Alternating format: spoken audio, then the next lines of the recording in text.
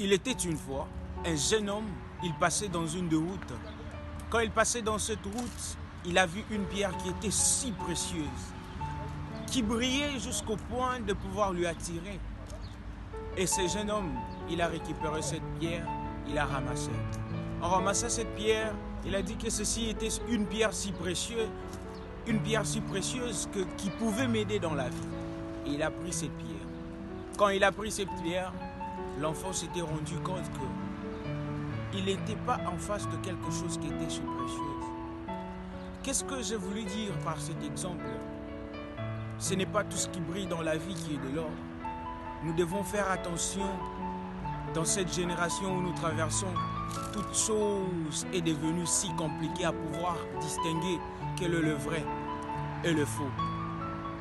Écoutez, ne parlez pas ou ne vous focalisez pas sur une relation par rapport à ce que vous voyez, mais distinguez une relation par ce que vous vivez.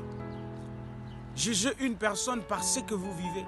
Ne jugez pas une personne par ce que vous voyez, ou ne jugez pas une personne par ce que vous entendez, parce que ce n'est pas tout ce qui brille qui est de l'or.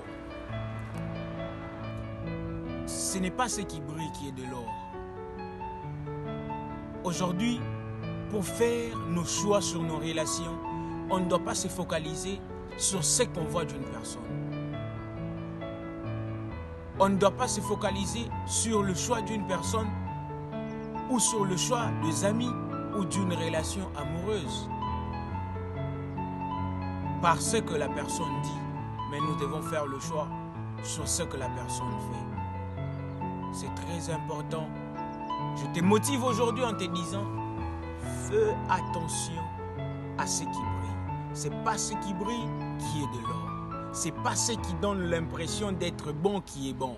C'est pas ce qui donne l'impression d'être acceptable qui est acceptable. Ce n'est pas ce qui donne l'impression d'être beau qui est beau. Mais ce qui est plus important, c'est le fond de la personne. C'est ce qui est dans la personne.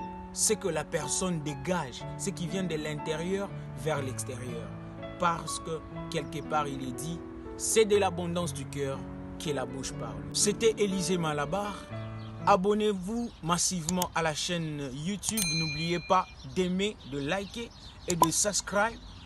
On se retrouve à la prochaine pour de prochaines vidéos. Merci beaucoup.